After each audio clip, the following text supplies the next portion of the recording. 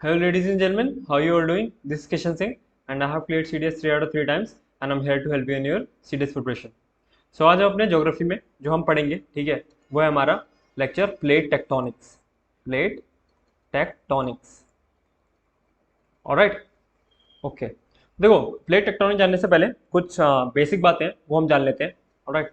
देखो, जो हमारे कॉन्टिनेंट्स हैं, ठीक है, कितने कॉन्टिनेंट्स हैं? 7 कॉन्टिनेंट्स हैं. ठीक है. कौन कौन से? Asia, north America, south America, Africa, Australia. Australia को ओशियानिया भी बोलते हैं, ओशियानिया. ठीक है, तो ये बात भी रखना. और क्या रह गया? 1 2 3 4 5. हाँ, यूरोप 6. ठीक है. और आपका अंटार्कटिका 7. अंटार्कटिका 7. ठीक है, तो आपके 7 कॉन्टिनेंट्स हैं. ऑलराइट. तो देखो, जितने भी हमारे कॉन्टिनेंट्स हैं, ठीक है, 7 कॉन्टिनेंट्स हैं, ये हमारे पूरे अर्थ का सिर्फ 29% एरिया ऑक्यूपाई करते हैं. ठीक है, 29% एरिया ऑक्यूपाई करते हैं ऑफ अर्थ. ठीक है, बाकी जो है आपका वो सारा ओशियन है. ठीक है. ऑलराइट. तो देखो, थोड़ा सा इसमें बेसिक कुछ हिस्ट्री वाली बातें, कुछ साइंटिस्ट के नाम है, ठीक है, वो पूछ लेगा. ठीक है, इसलिए हमें पढ़ने पड़ेंगे. तो सबसे पहले जो नाम आता है वो आता है एब्राहम ऑर्टिलियस का. ठीक है, एब्राहम ऑर्टिलियस. इन्होंने क्या कहा था? इन्होंने सबसे पहले बेसिकली आप कह सकते हो आइडिया दिया था कि अमेरिका, यूरोप एंड अफ्रीका एक टाइम पर जुड़े हुए थे. ठीक है. First considered that America, Europe and Africa were once joined. ठीक है, ये तीनों ज्वाइंट थे. ऑलराइट. फिर इसके बाद एक साइंटिस्ट आया जिनका नाम था एंटोनियो पेलेग्री. Antonio Pellegrini. ठीक है. इन्होंने तीनों कॉन्टिनेंट्स को साथ में जोड़ के एक मैप बनाया था. ठीक है, तो ड्रीव a map with 3 continents together. तो ये बातें ऐसे ही याद रखना कि किसने क्या किया था. ठीक है. फिर आते हैं भाई साहब, ठीक है, जिनका नाम था एल्फ्रेड वैगनर. Alfred Wagner. ठीक है, स्टार मार्क करना है इस पे, एल्फ्रेड वैगनर. इन्होंने क्या थ्योरी दी थी? इन्होंने थ्योरी दी थी continental drift theory. Continental drift theory. ठीक है, तो ये तो पूछता है, अक्सर पेपर में सवाल आता है. ठीक है, कि कॉन्टिनेंटल ड्रिफ्ट थ्योरी किसने दी थी? ठीक है, तो कॉन्टिनेंटल ड्रिफ्ट थ्योरी दी थी एल्फ्रेड वैगनर ने. ठीक है. इन्होंने कहा था ना कि पहले, ठीक है, पहले सिर्फ एक सुपर कॉन्टिनेंट हुआ करता था. सिर्फ एक सुपर कॉन्टिनेंट हुआ करता था. ठीक है, जिसका नाम था पेंजिया. आज हमारे पास 7 वो है ना कॉन्टिनेंट. पहले सिर्फ एक बड़ा सा कॉन्टिनेंट हुआ करता था जिसका नाम था पेंजिया. ठीक है. और एक आपका मेगा ओशियन हुआ करता था. आज आपके पास पैसिफिक ओशियन है, इंडियन ओशियन है, अटलांटिक ओशियन है. पहले उन्होंने कहा कि सिर्फ एक मेगा ओशियन हुआ करता था.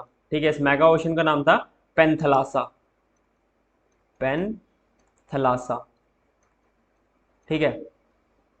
इन्होंने कहा कि पहले ये से कि पेंजिया और पेंथला से हुआ करता था. फिर ड्यू टू कॉन्टिनेंटल ड्रिफ्ट, मतलब बेसिकली आपका जो पेंजिया था, ठीक है, इन्होंने कहा कि आपका पेंजिया टूटा 2 पार्ट में. ठीक है, एक टूटा आपका लॉरेशिया में. ठीक है, और इसका दूसरा पार्ट था गोंडवाना. गोंडवाना. ठीक है, जो पेंजिया टूट गया लॉरेशिया और गोंडवाना ने. ठीक है, और फिर ये लोग अलग अलग हो गए, यानी दो जो कॉन्टिनेंट बने, एक सुपर कॉन्टिनेंट पेंजिया से 2 कॉन्टिनेंट बने लॉरेशिया एंड गोंडवाना. ये कैसे हो गए? ड्रिफ्ट हो गए. ठीक है, दूर दूर चले गए. इसलिए इनकी थ्योरी को कहा गया कॉन्टिनेंटल ड्रिफ्ट थ्योरी, कि एक टाइम पर जुड़े हुए थे पर ओवर द टाइम ये अलग हो गए. ठीक है, टूट गया, टूट के अलग अलग कॉन्टिनेंट बन गए. ऑलराइट. इस एल्फ्रेड वैगनर ने इस कॉन्टिनेंटल ड्रिफ्ट के 2 रीजन दिए. ठीक है, 2 रीजंस फॉर कॉन्टिनेंटल ड्रिफ्ट. जो कॉन्टिनेंट ड्रिफ्ट हो गए, ठीक है, मूव कर गए, इसके दो रीजन दिए उन्होंने, ठीक है। पहला रीजन था पोलर फ्लीइंग, पोलर फ्लीइंग, ठीक है। ये उन्होंने कहा पोलर फ्लीइंग क्यों होती है, due to rotation of earth, due to rotation of earth. तो ऐसे ही याद रख लेना कि पोलर फ्लीइंग, ठीक है, क्यों होती है, due to rotation of earth. और दूसरा इन्होंने कारण दिया कॉन्टिनेंटल ड्रिफ्ट का टाइडल फोर्स, टाइडल फोर्स, ठीक है, टाइडल फोर्स। क्योंकि जो आपके सन और मून के अट्रैक्शन की वजह से, ठीक है, जो ओशियंस में टाइड आते हैं ना, ठीक है, वो इन्होंने कहा कि टाइडल फोर्स की वजह से भी ये कॉन्टिनेंट ड्रिफ्ट कर गए। So due to attraction of moon and sun that developed tides in oceans, ठीक है। तो ये two reasons for continental drift, polar fling and tidal force. Polar fling is due to rotation of earth and tidal force is due to the attraction of the moon and sun that developed tides in oceanic waters. Alright, ठीक है। इन्होंने अपनी theory के support में कुछ evidence दिए, ठीक है, एविडेंस इन सपोर्ट ऑफ वही कॉन्टिनेंटल ड्रिफ्ट थ्योरी, ठीक है। कॉन्टिनेंटल ड्रिफ्ट थ्योरी के सपोर्ट में कुछ एविडेंस दिए। पहला एविडेंस था जिग्सॉ फिट। तो ये एविडेंस भी इसी तरीके से याद रख लेना, ठीक है, बस नाम याद रख लेना, जिग्सॉ फिट। जिग्सॉ फिट क्या, बेसिकली जो आपके कॉन्टिनेंट्स का शेप है ना, तो उन्होंने कहा कि ये एक जिग्सॉ पजल होती है ना, इसमें एक पजल के पीस से दूसरा पजल मिलाना होता है, दूसरे पजल का पीस मिलाना होता है, और वो आपस में इस तरीके से फिट बैठते चले जाते हैं, ठीक है। सबको पता है जिग्सॉ पजल क्या होती है, ऑलराइट। तो उन्होंने कहा कि जो कॉन्टिनेंट्स थे, ठीक है, ये अप्रॉक्सीमेटली एक दूसरे के साथ बिल्कुल फिट बैठ रहे थे, ठीक है। कुछ कॉन्टिनेंट एक दूसरे के साथ बिल्कुल फिट बैठ रहे थे। तो उन्होंने कहा कि ये कभी एक रहे होंगे, फिर बाद में टूट के अलग अलग हो गए, ठीक है। तो पहला हो गया जिग्सॉ फिट। दूसरा आपका rocks of same age across the oceans, ठीक है। दूसरा रीजन उन्होंने कहा कि लेट्स सपोज एक कॉन्टिनेंट इधर है, दूसरा कॉन्टिनेंट इधर है, और इसके बीच में लेट्स सपोज कि आपका पैसिफिक ओशियन है, ठीक है। तो उन्होंने कहा कि इस रीजन में मिलने वाले रॉक और इस रीजन में मिलने वाले रॉक की एज सेम थी, यानी कभी ये एक इस तरीके से रहा होगा, तभी तो यहाँ पर जो रॉक होंगे उनकी एज सेम होगी, ठीक है। फिर ये अलग चला गया, ये अपनी रॉक यहाँ ले गया इधर, और इस पे जो रॉक्स थी वो इधर रह गई, यानी एक टाइम पर तो सेम रॉक्स थी, यानी एज तो सेम होगी। तो इन्होंने दूसरा ये एविडेंस दिया, ठीक है। तीसरा एविडेंस इन्होंने दिया टिलाइट का, टिलाइट, ठीक है। टिलाइट क्या होते हैं, बेसिकली ये होती हैं sedimentary rocks, sedimentary rocks formed out of deposits of glacier, deposits of glacier. जब का ग्लेशियर पिघलता है ना, ठीक है, तो अपने साथ वो भी पहाड़ से रॉक्स पेबल्स वगैरह को लेके आता है, ठीक है। और उस पानी के साथ आए हुए रॉक्स पेबल्स वगैरह जब डिपॉजिट होते हैं, ठीक है, तो बेसिकली सेडिमेंट रॉक्स का फॉर्मेशन करते हैं, ठीक है, सेडिमेंट रॉक्स बनाते हैं। तो उन्होंने कहा कि ये सेडिमेंट्री रॉक्स जो बनी है, ठीक है, डिपॉजिट्स ऑफ ग्लेशियर की वजह से, इसको टिलाइट बोलते हैं। और टिलाइट भी एक एविडेंस रहा उनके कॉन्टिनेंटल ड्रिफ्ट थ्योरी के सपोर्ट में, ठीक है। फिर फोर्थ आता है आपका प्लेसर डिपॉजिट्स, प्लेसर डिपॉजिट्स। तो प्लेसर डिपॉजिट्स क्या होते हैं, ठीक है। प्लेसर डिपॉजिट बेसिकली आपके जो गोल्ड वगैरह के डिपॉजिट हो जाते हैं ना, जो बेसिकली आपके इंपॉर्टेंट मिनरल्स के, जैसे कि आपका गोल्ड हो गया, ठीक है। तो उन्होंने कहा कि गोल्ड के डिपॉजिट्स मिले हैं कहाँ, गोल्ड के डिपॉजिट्स मिले घाना में एंड ब्राज़ील में, ब्राज़ील में, ठीक है। तो अगर आप लोकेशन देखोगे ना, आपका ब्राज़ील कहाँ है, आपका ब्राज़ील साउथ अमेरिका में है, ठीक है। तो वो इस तरीके से मैं बना देता हूँ, साउथ अमेरिका, ठीक है। और जो आपका घाना है वो कहाँ है, वो अफ्रीका में है, ऑलराइट। तो इस तरीके से ये अफ्रीका है, मतलब दूर दूर है, मतलब बना के दिखाया मैंने। तो ये हो गया आपका घाना इस जगह पे, और ये आपका ब्राज़ील हो गया, ठीक है। तो इस तरीके से लग रहा है कि अगर ये एक टाइम पे अगर ये जुड़े हुए होंगे इस तरीके से, ठीक है, अगर ये जुड़े हुए रहेंगे तो ये इस एरिया में आपको प्लेसर डिपॉजिट, अगर इस एरिया में आपको प्लेसर डिपॉजिट मिल रहे हैं, इसका मतलब क्या है कि ये जुड़े हुए थे, ठीक है। और वही ये देखा गया कि यहाँ पर ब्राज़ील और घाना में दोनों में गोल्ड के आपको माइंस वगैरह मिली है, ठीक है, ऑलराइट। तो ये एक ये हो गया प्लेसर डिपॉजिट। तो इनका ऐसी नाम याद रख लेना, इतना मत याद रखना जो मैं बता रहा हूँ। जिग्सॉ फिट याद रखना, ठीक है, rocks of same age across the ocean, tillite, placer deposits, and आपका फिफ्थ जो एविडेंस था वो था distribution of fossils, distribution of fossils. ठीक है, ऑलराइट।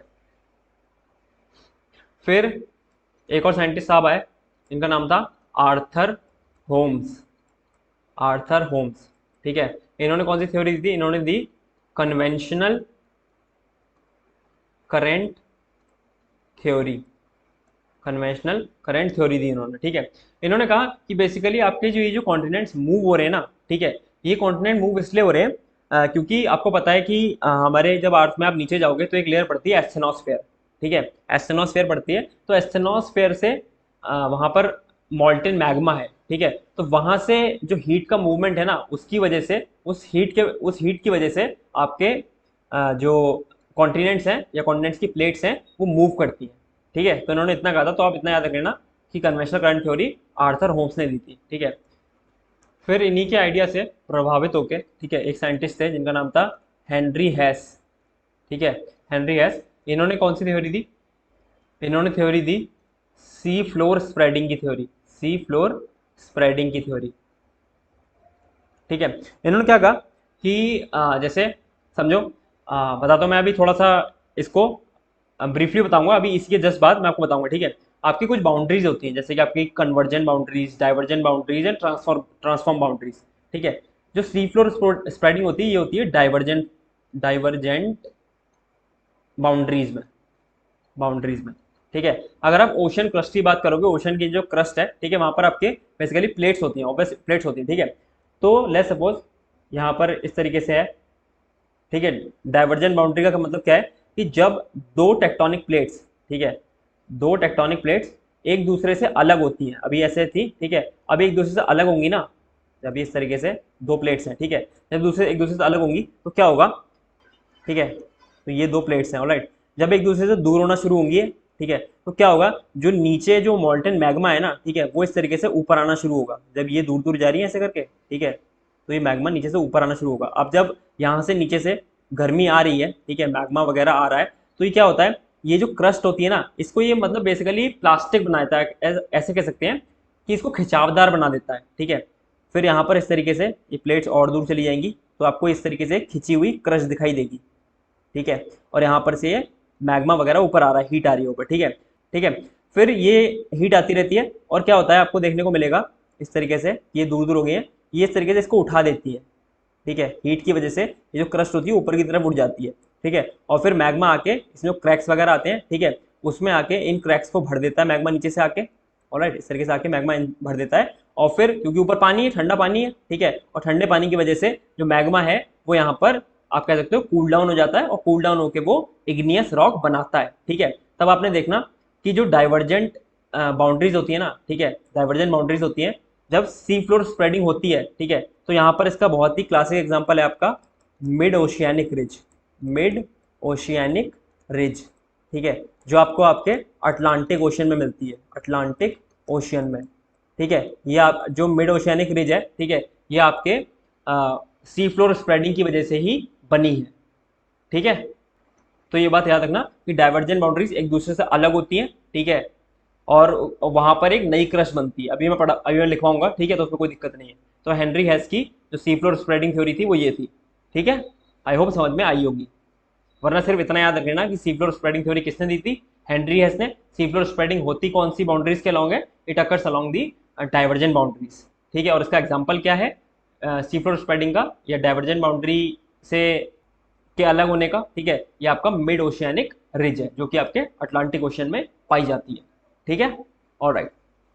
फिर एक कॉन्सेप्ट आया आपका प्लेट टेक्टोनिक्स का। मतलब आइडिया तो पहले से था लोगों को, लेकिन प्लेट टेक्टोनिक्स का जो मतलब एक नाम दिया, ठीक है, ये कॉन्सेप्ट दिया मैकेंजी,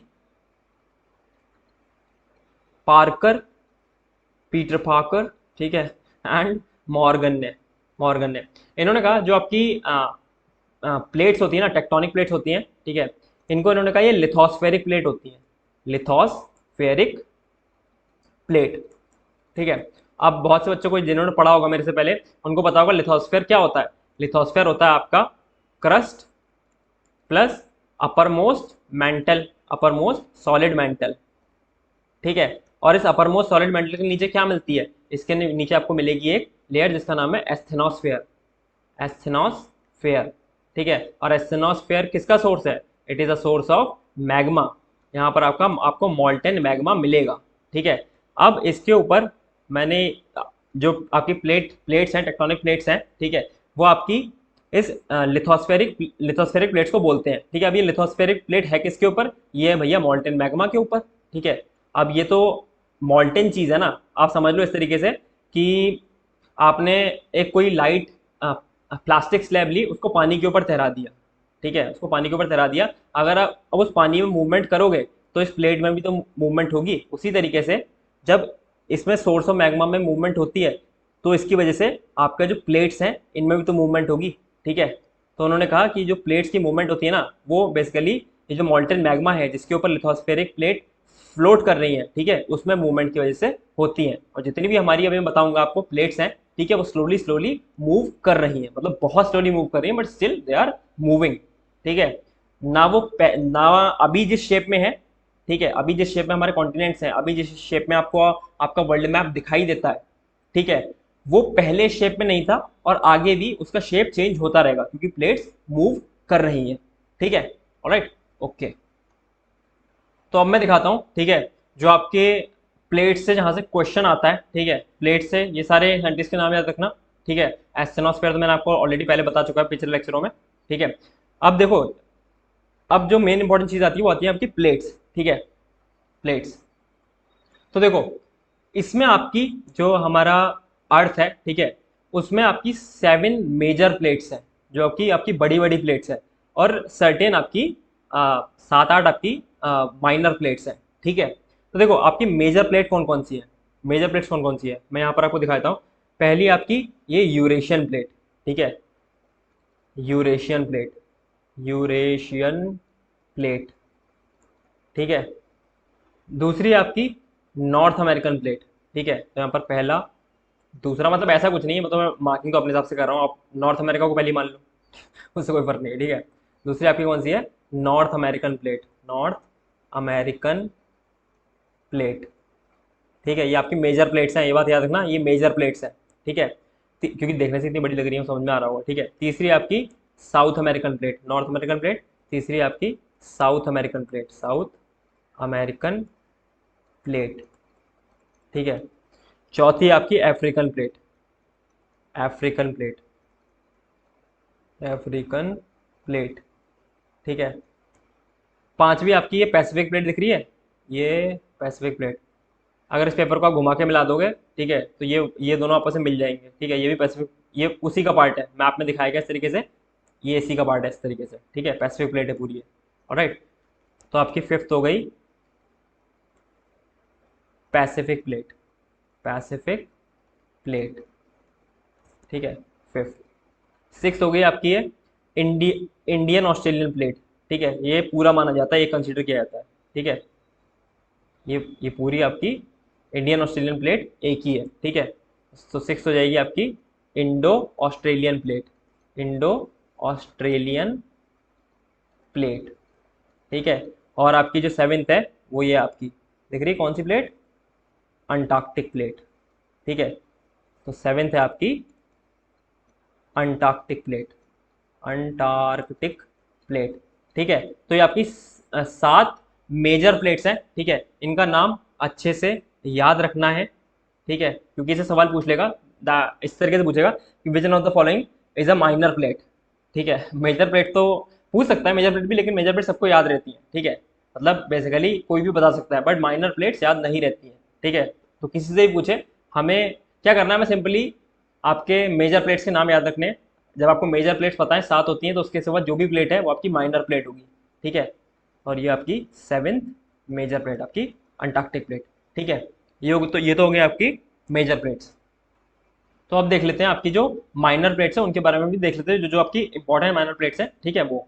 ऑलराइट, तो एक आगे आपकी ये देखो कोकोस प्लेट, ठीक है, एक ये आपकी माइनर प्लेट है। कैरेबियन प्लेट, ये भी माइनर प्लेट है, ठीक है। नास्का प्लेट, ये भी आपकी माइनर प्लेट है, ठीक है। अरेबियन प्लेट, ये भी आपकी माइनर प्लेट है, ठीक है। फिलीपींस सी प्लेट, ये भी आपकी माइनर सी प्लेट है, ठीक है। फिर आपकी ये जुआन डी फ्यूका प्लेट, ये भी माइनर है। स्कॉशिया प्लेट, ये भी माइनर है, ठीक है। इसके सिवा आपकी कैरोलिन प्लेट होती है, फ्यूजी प्लेट होती है, ठीक है। तो ये आपकी बेसिकली प्लेट्स हैं जो आपकी माइनर प्लेट्स हैं, ठीक है। ये छोटी छोटी प्लेट्स हैं, माइनर प्लेट्स हैं। ऑलराइट, तो यहाँ पर मैं आपको माइनर प्लेट्स लिखवा देता हूँ, ठीक है। Minor plates, alright. तो पहले आप लिख लो, पहली जो है वो है कोकोस प्लेट, कोकोस प्लेट, ठीक है। एक दो बार इस चीज़ को मतलब बेसिकली इसकी स्क्रीनशॉट वगैरह ले लेना, ठीक है, और उसको इस मैप को देखना, ठीक है। थोड़े थोड़े दिन में एक बार देखना, जिससे आपको एग्जैक्टली लोकेशन आंखों में छप जाएगी। अगर लोकेशन से थोड़ा खिलवाड़ करके क्वेश्चन पूछता है तो भी आप कर पाओगे, ठीक है। Alright, okay. आपकी कोकोस प्लेट, दूसरे नंबर पे आती है आपकी नाजका प्लेट, नाजका प्लेट, ठीक है। तीसरे नंबर पे आती है आपकी अरेबियन प्लेट, ठीक है। चौथे नंबर पे आती है आपकी फिलीपीन प्लेट, फिलीपीन प्लेट, ठीक है। पाँचवें नंबर पे आ जाए आपकी कैरोलिन प्लेट, ठीक है। सिक्स नंबर पे आ जाएगी आपकी फ्यूजी प्लेट, फ्यूजी प्लेट, ठीक है। फिर आपकी जुआन डी फ्यूका प्लेट, जुआन डी फ्यूका प्लेट, और आपकी स्कॉशिया प्लेट। और भी प्लेट्स होती हैं बट जितनी आपकी एनसीईआरटी में मेंशन है, ठीक है, हमें उतने से ही मतलब है, ज़्यादा हमें गणित नहीं लगानी यहाँ पर, ठीक है। Alright, okay. तो इनकी लोकेशन एक बार देख लेना ध्यान से कि कौन सी कहाँ का है। जैसे आपकी कोकोस प्लेट है, ठीक है। कोकोस प्लेट कहाँ है आपकी? कोकोस प्लेट है आपकी, देखो ये पूरा अमेरिका है, ठीक है। बेसिकली आपका ये पूरा अमेरिका है, ठीक है, मतलब कैरिबियन प्लेट को छोड़ दो, ठीक है। तो ये सेंट्रल वाला पार्ट हो गया अमेरिका का, ठीक है। तो आपका सेंट्रल अमेरिका और पैसिफिक प्लेट के बीच में आपकी लाई करती है कौन सी? कोकोस प्लेट, ठीक है। और आपकी जैसे हो गई नास्का प्लेट है, ठीक है। नास्का प्लेट, नास्का प्लेट देखो साउथ अमेरिकन प्लेट, ठीक है, और आपकी पैसिफिक प्लेट के बीच में लाई कर रही है, ठीक है। आपकी अरेबियन प्लेट, अरेबियन प्लेट है, ठीक है। ये कहने को आप कह सकते हो कि अफ्रीकन प्लेट और यूरेशियन प्लेट के बीच में लाई कर रही है, ठीक है। या फिर आप कह सकते हो जो अरेबियन आपका लैंड मास है, ठीक है, अरेबियन लैंड मास में ये लाई करती है, ठीक है। फिलीपीन प्लेट आपका यूरेशियन प्लेट और पैसिफिक प्लेट के बीच में लाई कर रही है, ठीक है। ऑलराइट, फिर इस तरीके से आपकी कैरोलिन प्लेट आ जाती है, ठीक है। कैरोलिन प्लेट जो है आपकी वो आपका फिलीपीन प्लेट, ठीक है, और आपकी जो इंडो ऑस्ट्रेलियन प्लेट है, ठीक है, वहाँ पर उसके बीच में लाई करती है। ऑलराइट, तो ये बेसिकली इनकी लोकेशन थोड़ा दिमाग में रखना। ऑलराइट, यहाँ मैं आपको बेसिकली लिख के, ठीक है, लिख के आपको दे दूंगा इसी वीडियो में, ठीक है। उससे आप स्क्रीनशॉट खींच लेना, क्योंकि अगर मैं लिखवाना शुरू करूँगा तो वीडियो काफ़ी लंबी हो जाएगी। ऑलराइट, ठीक है, ठीक है। तो यहाँ से स्क्रीनशॉट ले लेना, ठीक है, और उसकी लोकेशन आप मैप से मिला लेना, ठीक है, मैंने बता दिया है, ठीक है, और मैप से एक बार मिला लेना। ऑलराइट, तो आपको याद रह जाएगी, ठीक है। ऑलराइट, फिर आपका एक कॉन्सेप्ट आता है यहाँ पर रिंग ऑफ फायर का, रिंग ऑफ फायर, ठीक है। तो रिंग ऑफ फायर बेसिकली क्या है? रिंग ऑफ फायर आपका पैसिफिक ओशन जो है ना, ठीक है, उसकी आप कह सकते हो रिम पे, रिम या फिर उसकी एज पे, ठीक है, एक रीजन है यहाँ जहाँ पर बेसिकली बहुत ही फ्रिक्वेंटली वॉल्केनिक एंड अर्थक्वेक वाली एक्टिविटी या फिर सीस्मिक एक्टिविटी होती रहती है, ठीक है। वॉल्केनोज वहाँ पर बेसिकली बहुत सारे एक्टिव वॉल्केनोज हैं, ठीक है, और वहाँ पर अर्थक्वेक अक्सर वगैरह और अर्थक्वेक वगैरह अक्सर आते रहते हैं, ठीक है। So reason in Pacific Ocean, ठीक है, in which there are a lot of active volcanoes, active volcanoes and earthquake और seismic एक्टिविटी वहाँ पर होती रहती है, earthquake वगैरह आते रहते हैं, ठीक है। तो मैं आपको मैप पे दिखा देता हूँ। ये देखो, ये आपका जो आपका पैसिफिक ओशन है, यानी आपकी जो पैसिफिक प्लेट है, ठीक है, पैसिफिक प्लेट के ऊपर तो पैसिफिक ओशन है, ठीक है। तो ये आपका पूरा इस तरीके से ये रिंग ऑफ फायर है, ठीक है, रिंग ऑफ फायर है। ऑलराइट, इसको हम रिंग ऑफ फायर बोलते हैं। और इसमें आप देख सकते हो बहुत सारे आपको माउंटेन्स वगैरह मिलेंगे, ठीक है, क्योंकि माउंटेन्स में तो आपका वॉल्केनो वगैरह बनेगा, ठीक है। यहाँ पर काफ़ी सारे इंपॉर्टेंट आपको माउंटेन रेंज भी देखने को मिलेंगी, ठीक है। ऑलराइट, तो ये आपका रिंग ऑफ फायर। ठीक है। फिर इसी से आपको जो नेक्स्ट कॉन्सेप्ट आता है, ठीक है, वो है आपका टाइप्स ऑफ प्लेट बाउंड्रीज। यहां से भी क्वेश्चन आते हैं, टाइप्स ऑफ प्लेट बाउंड्रीज, ठीक है। जो आपकी प्लेट बाउंड्रीज होती हैं, बेसिकली जो आपकी प्लेट्स है ना, सिंपल सी बात है, जो आपकी, अब मैंने आपको प्लेट्स बताई हैं, ठीक है, अफ्रीकन प्लेट, अमेरिकन प्लेट, ये सब प्लेट्स बताई हैं, इनकी जो बाउंड्रीज होती हैं, ठीक है, वो आपकी किस तरीके, कितने टाइप की होती हैं, ठीक है। तो समझो ये होती हैं आपकी टोटल 3 टाइप की, ठीक है। कौन कौन सी? कन्वर्जेंट बाउंड्रीज, ठीक है, convergent boundaries, divergent boundaries, divergent boundaries, और आपकी ट्रांसफॉर्म बाउंड्रीज, ट्रांसफॉर्म बाउंड्रीज, ठीक है। तो देखो, जो आपकी कन्वर्जेंट बाउंड्रीज होती है ना, ठीक है, इनको डिस्ट्रॉयर बाउंड्रीज भी कहते हैं, डिस्ट्रॉयर बाउंड्रीज, बाउंड्रीज, ठीक है। इसमें क्या हो रहा है बेसिकली, इसमें दो प्लेट्स हैं, ठीक है, दो प्लेट्स हैं, वो एक दूसरे की तरफ आ रही है, ठीक है, एक दूसरे की तरफ आ रही है। अब क्या होता है इससे, जब एक दूसरे की तरफ आती है तो एक जो प्लेट होगी, जैसे दो प्लेट्स हैं, एक दूसरे की तरफ आ रही है, तो क्या होगा कि एक प्लेट जो है वो दूसरी प्लेट के नीचे आ जाएगी, ठीक है। इस तरीके से एक प्लेट इसके, ये जो दूसरी प्लेट थी वो उसके ऊपर आ गई, और पहली प्लेट थी वो उसके नीचे चली गई है, ठीक है, उसके नीचे चली गई, ऑलराइट। तो इसको इसलिए हम डिस्ट्रॉयर बाउंड्रीज भी कहते हैं। डिस्ट्रॉयर बाउंड्रीज क्यों? अब ये वाली जो क्रश थी, ठीक है, ये वाली जो क्रश थी ये तो डिस्ट्रॉय हो गई ना भाई, ये बाउंड्री, ये बाउंड्री, अब ये बाउंड्री जब इसके नीचे चली जाएगी, और ये बाउंड्री इसके, ये वाली जो बाउंड्री है इसके ऊपर आ गई, या प्लेट कह सकते हो, अब इसके ऊपर आ गई, ठीक है, तो इसकी जो क्रश वो तो डिस्ट्रॉय हो गई ना अब, ठीक है। अब इस क्रश का तो कुछ हो नहीं सकता ना, तो डिस्ट्रॉय हो गई, ठीक है, और ये वाली इसके ऊपर आ गई, तो इसलिए हम इसको डिस्ट्रॉयर बाउंड्रीज भी कहते हैं, ठीक है। और जो मैंने पॉइंट बताया ना, ठीक है, जब ये इस तरीके से नीचे जा रही है ना, ठीक है, इस जोन को क्या कहते हैं? इस जोन को कहते हैं सबडक्शन जोन, ठीक है, सबडक्शन जोन, ठीक है। तो ये बात याद रखना, यहाँ पर एक सबडक्शन जोन बनती है, ठीक है, इनको डिस्ट्रॉयर बाउंड्रीज कहते हैं, क्योंकि ये एक प्लेट जो होती है वो दूसरी प्लेट के बेसिकली नीचे डाइव कर जाती है, ठीक है। तो बेसिकली 3 टाइप की प्लेट्स के बीच में ये हो, मतलब 3 तरीके से हो सकता है, ठीक है, सबडक्शन आपका 3 तरीके से हो सकता है, या फिर कन्वर्जेंस आपकी 3 तरीके से हो सकती है, ठीक है। एक हो सकता है आपका एक ओशियानिक प्लेट के बीच में और एक कॉन्टिनेंटल प्लेट के बीच में, ठीक है। तो between and oceanic plate, oceanic plate and continental plate, continental plate, ठीक है।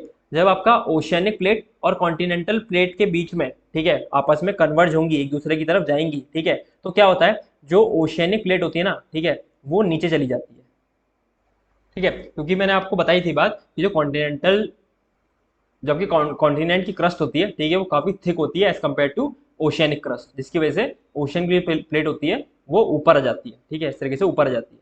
अब क्या होता है ना कि जब आपकी ओशियनिक प्लेट और कॉन्टिनेंटल प्लेट्स आप कन्वर्ज करती हैं, ठीक है, एक दूसरे से टकराती हैं, तो आपकी कॉन्टिनेंटल प्लेट, ठीक है, कॉन्टिनेंटल प्लेट है ऊपर आ जाएगी और ओशियनिक प्लेट नीचे चली जाएगी, ठीक है। तो यहाँ पर क्या क्या बनता है? यहाँ पर बनते हैं trench, trench on oceanic side, ocean की साइड तो आपके बनेंगे क्या? ट्रेंच, इस तरीके से आपको गड्ढे दिखाई देंगे, ठीक है, गड्ढे से बनेंगे, यहाँ पर इस पॉइंट पे गड्ढा बन जाएगा, ठीक है, यहाँ पर गड्ढा बन जाएगा, ये हो गया ट्रेंच। और आपको कॉन्टिनेंटल साइड में क्या मिलेगा? कॉन्टिनेंटल साइड में, ठीक है, आपको क्या मिलते हैं? आपको मिलेगा यहाँ पर माउंटेन्स, माउंटेन्स, ठीक है। अब देखो, ये जो ओशियनिक प्लेट इस तरीके से नीचे गई है ना, ठीक है, इस तरीके से नीचे चली गई है, अब पता है आपको नीचे लावा है, मतलब मैग्मा है, मॉल्टेन, ठीक है, मैग्मा मॉल्टेन है, तो ये इसको पिघला लेगी, इसको पिघला लेगी, ठीक है, ये जो लेयर है वो इसमें जाने के बाद पिघल जाती है, ठीक है, पिघलती है।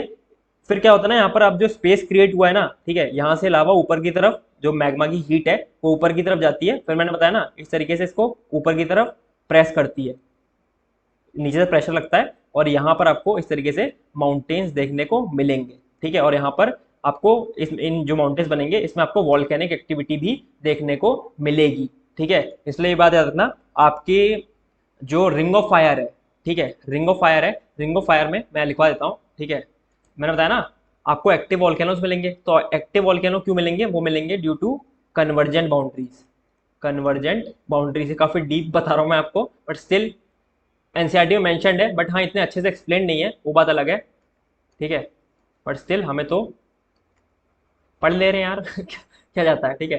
तो कन्वर्जेंट बाउंड्री की वजह से आपको वॉल्केनोज देखने को मिलेंगे। अभी अर्थक्वेक भी बताऊंगा कि अर्थक्वेक क्यों देखने को मिलते हैं, ठीक है। तो यहाँ पर इस वजह से आपको कॉन्टिनेंटल साइड में माउंटेन्स मिलेंगे जो कि वॉल्केनिक एक्टिविटी भी शो करेंगे, वॉल्केनिक एक्टिविटी भी शो करेंगे, ठीक है।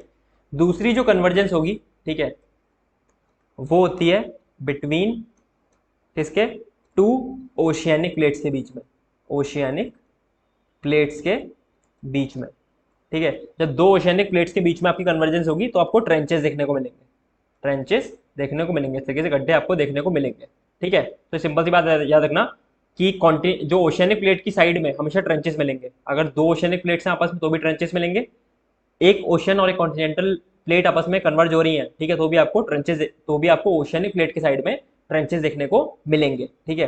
और सी आपका between two continental plates, continental plates, जब दो कॉन्टिनेंटल प्लेट्स आपस में कन्वर्ज करेंगी, ठीक है, कॉन्टिनेंट वाली प्लेट, तो क्या मिलेगा आपको, माउंटेन्स मिलेगा।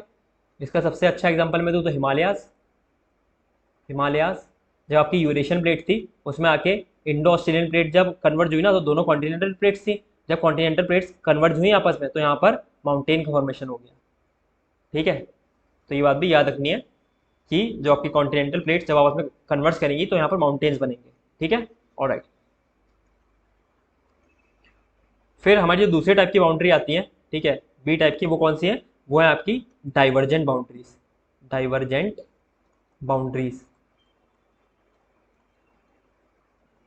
ठीक है, divergent boundaries. Divergent boundaries basically क्या होती है, इसमें न्यू क्रस्ट जनरेट होती है, न्यू क्रस्ट, मैंने आपको पीछे बताया ना, new crust is generated, generated, ठीक है। अभी पीछे बताया था, दो मूव करेंगी आपस में तो क्रस्ट थिन हो जाएगी हीट की वजह से, ठीक है, और यहाँ पर इस तरीके से उड़ जाएगी ये, ठीक है। और यहाँ पर जो क्रैक्स वगैरह होंगे उसमें लावा आ जाएगा, पानी जो ऊपर पानी बह रहा है ओशियन में, ठीक है, उससे ये ठंडी हो जाएंगी, ये जो लावा होगा या मैग्मा होगा वो ठंडा हो जाएगा और यहाँ पर इग्नियस रॉक बना लेगा, ठीक है। इसीलिए आपको यहाँ पर क्या देखने को मिलेगा, mid oceanic ridge, mid oceanic ridge इसी तरीके से बनी है, ठीक है। तो डाइवर्जेंट बाउंड्री का एग्जांपल मैंने आपको पहले ही बता दिया था, दोबारा बता रहा हूँ, मिड ओशियानिक रिज, ठीक है।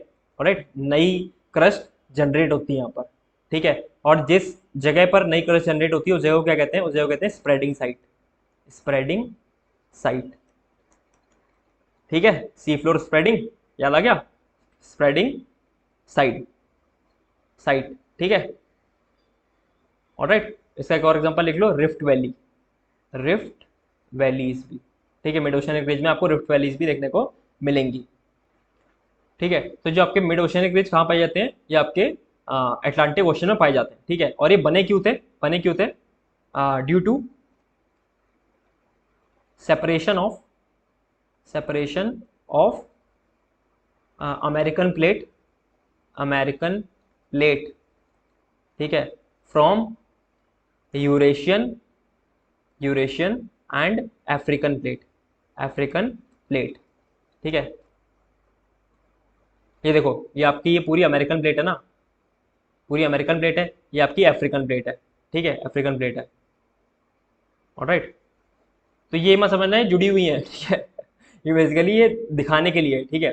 तो जब ये यहाँ पर आपको इस एरिया में आपको अटलांटिक ओशन, अटलांटिक ओशन मिलेगा, ठीक है, इस एरिया में आपको अटलांटिक ओशन मिलता है, तो ये अलोंग दिस, यहाँ पर इस तरीके से आपको क्या मिलेगी, जब ये सेपरेट हुई थी यूरेशियन प्लेट से आपकी पूरी अमेरिकन प्लेट, ठीक है, और अफ्रीकन प्लेट, तो यहाँ पर आप, यहाँ पर ये मिड ओशियानिक रिज बनी थी आपके अटलांटिक ओशन में, ठीक है। तो ये भी मैंने आपको बता दी कि क्यों बनी थी, ठीक है। फिर जो तीसरी तरीके की आपकी बाउंड्रीज आती हैं वो आती हैं ट्रांसफॉर्म बाउंड्रीज, ट्रांसफॉर्म बाउंड्रीज, ठीक है, ट्रांसफॉर्म बाउंड्रीज। ट्रांसफॉर्म बाउंड्रीज में क्या होता है, ये बेसिकली ये, ले सपोज ऐसे मान लो ये दो प्लेट्स हैं, ठीक है, दो प्लेट्स हैं, एक प्लेट ये है और एक प्लेट आपकी ये है, ठीक है, ये है, ठीक है। तो कन्वर्जेंट बाउंड्रीज में क्या हो रहा था, एक दूसरे के मतलब एक दूसरे से टकरा रही थी, डाइवर्जेंट बाउंड्री में एक दूसरे से दूर जा रही थी, ट्रांसफॉर्म बाउंड्रीज एक दूसरे के हॉरिजॉन्टल मूव करती हैं, एक ऐसे मूव करेगी तो हो सकता है एक ऐसे मूव करे, ठीक है। तो एक दूसरे के हॉरिजॉन्टली मूव कर रही है, ना कन्वर्ज कर रही है ना डाइवर्ज कर रही है, ठीक है। तो ट्रांसफॉर्म बाउंड्री के केस में नो क्रस्ट इज फॉर्म्ड और डिस्ट्रॉयड, ठीक है, ना तो कोई क्रस्ट बनती है जैसा कि आपकी डाइवर्जेंट बाउंड्री केस में बन रही थी, ना कोई क्रस्ट डिस्ट्रॉय होती है जैसा कि आपकी कन्वर्जेंट बाउंड्री के केस में डिस्ट्रॉय हो रही थी, ठीक, क्योंकि हॉरिजॉन्टली मूव कर रही है। ठीक है, इनके मूवमेंट की वजह से आते हैं क्या, अर्थक्वेक। अर्थक्वेक जब इस तरीके से मूव करती है ना, ठीक है, तो यहाँ पर एनर्जी रिलीज होती है, फॉल्ट के अलोंग एक एनर्जी रिलीज होती है, ठीक है। और जिस पॉइंट पे एनर्जी रिलीज होती है उस पॉइंट को क्या कहते हैं, उस पॉइंट को फोकस या फिर हाइपोसेंटर कहते हैं। जब मैंने अर्थक्वेक पढ़ाया था अभी 2-3 लेक्चर पहले, तो जिसने पढ़ा होगा उसको समझ में आ गया होगा, ठीक है। यहाँ पर एनर्जी रिलीज हुई और जिस पॉइंट पर सरफेस पे पहुंचता है उसको एपिसेंटर बोलते हैं। क्वेश्चन आता है इससे, नहीं पढ़ा है बहुत अच्छी बात है, ठीक है। तो आपका यहाँ पर अर्थक्वेक प्रोन एरिया ये बनाती है, ठीक है।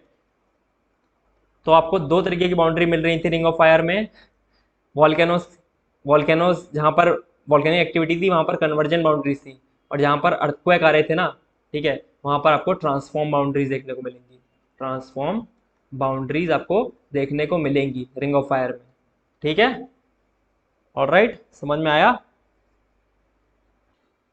और एक चीज़ इसमें और देखो कि आपकी जो प्लेट की मूवमेंट की स्पीड है, ठीक है, प्लेट मूवमेंट की जो स्पीड है, ठीक है, वो क्या है, तो आपकी जो स्लोएस्ट मूविंग प्लेट है, स्लोएस्ट मूविंग प्लेट है, ठीक है, वो है आपकी यूरेशियन प्लेट।